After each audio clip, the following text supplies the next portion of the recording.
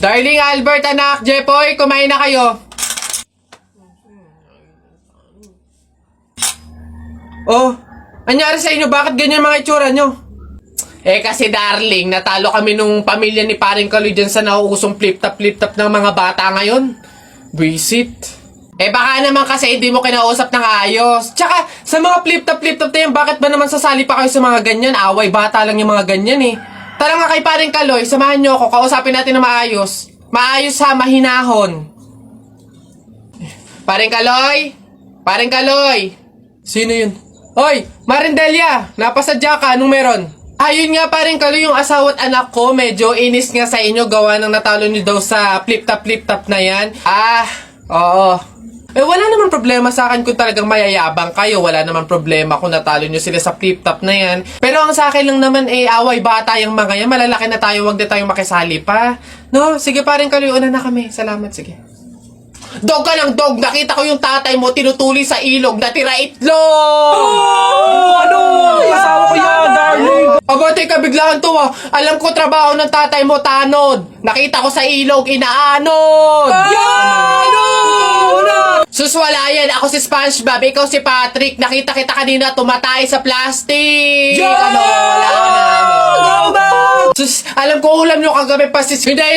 Huwag ka na sumaba. Talo ka na, uwi na kami. Ayoko sa Marawi. Madaming kalapati. Nakita ko nanay mo tumatay. Nakawaki. Preso ka na, Jepoy, anak. Tara na. Talo. Wala ka, bala ka sa buhay nyo. Ha? Iha, ikaw ba yung asawa nung namatay? Ay, opo, ako po. Bakit po? Gusto ko lang sabihin na mamaya sa libing bawal kang kasunod sa prosesyon ng patay. Ay, bakit po? Pasensya na Iha kasi di ba pamahiin na kapag daw kasunod sa prosesyon ng patay yung asawa, maaari daw na siya yung sumunod na mamatay. Maigi na yung nag-iingat. Ay, opo nga, mas mabuting sundin na lang po, no, kaysa may mangyari pang masama. Sige po, gagawin ko po. Oo, kaya siguro dumaan ka na lang sa ibang lugar para makapunta dun sa sementeryo. Wait lang po. Hello, ate! Oh, hello, bakit? Ano ba, nasan ka na? Ililibing na tong asawa mo, oh. Pasensya na ka mo kasi may sinunod pa akong pamahiin na dapat dumaan muna ako sa ibang lugar para makapuntang sementeryo. Hintayin ka mo ako dyan mga 4 hours. Uy, pre, naiihi na ako. Uy, gagi, pre, ako din. Tara sa McDo tayo maki-CR. Bawal dito, public place eh. Tara. Dito. Ayan, okay. Uy, teka. May pwesto ba kayo dong lamesa? Wala po. Pagkain, umorder ba kayo? Ay, wala din po. Ayun, dali. Alam na namin yung mga ganyan nyo. Hindi na kayo mga umorder, pero pupunta kayo dito para maki-CR lang. Tapos iiwan yung makalat, iiwan yung madumi, tapos kami yung mapupurwisyo. Hindi na pwede mga ganyan nyo. Kung gusto nyo maki-CR, 20 pesos, sa akin na bayad. Ay, ganun po ba? Sorry po. Ay, ito po, boss. Hindi nyo na kami mauuto. Yun sa'yo. Ha? Ay, ito po yung sa akin, pasok.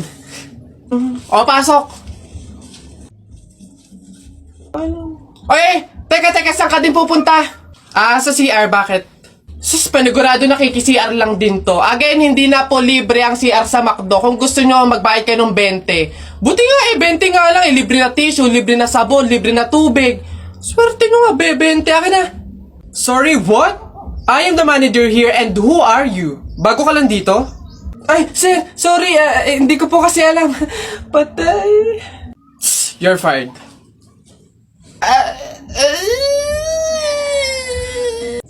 Tao po.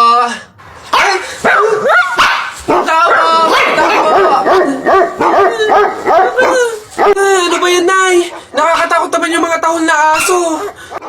Oo nga, anak, Diyos ko, alam mo ba pamahiin yan? Kapag daw tumatahol yung aso sa gabi, may kapitbahay daw na mamamatay. Diyos ko, sana naman si Marites. Puro na chismis yun eh. Tao po! Doon kayo.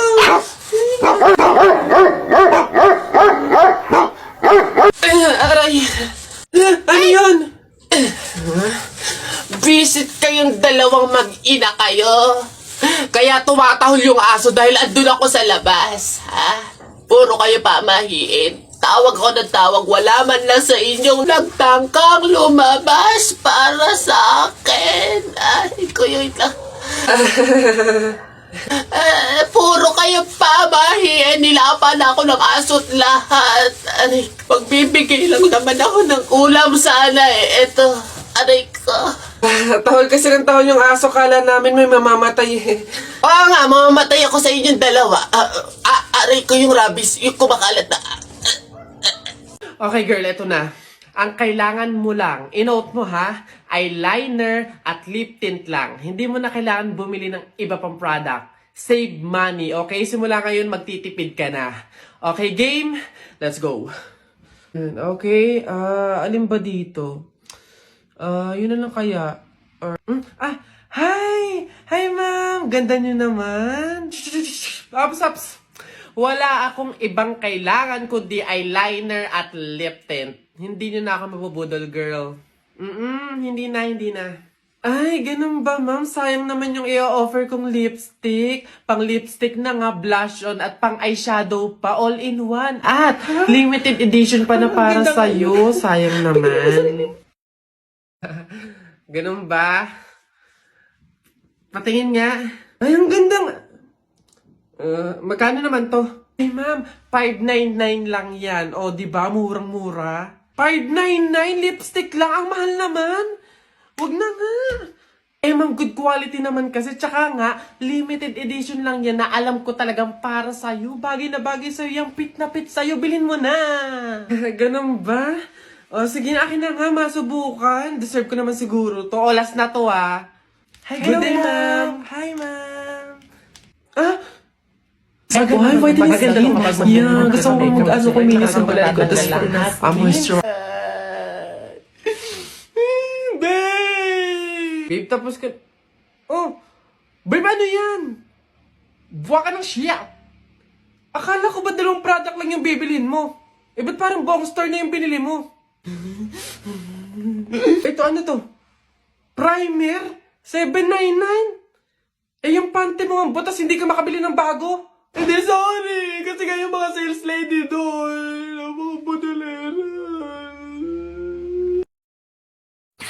Hello po, kuya. Hello.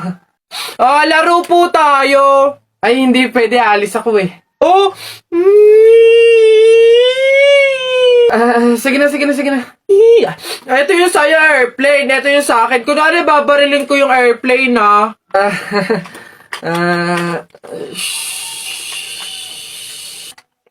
Tumatawag si sir. Hello, sir. Opo, Roger. Kasama ko po yung partner ko po. Kuya, kausapin mo daw. Sasabihin ko. Ano ba yun naman kasi? Yes, sir. Kuya, may dala nga pala akong pagkain. Oh, pagkain? Akin na, pingi. Eto kuya, ginawa namin to ni Princess kanina eh. Masarap yan. Ayoko na.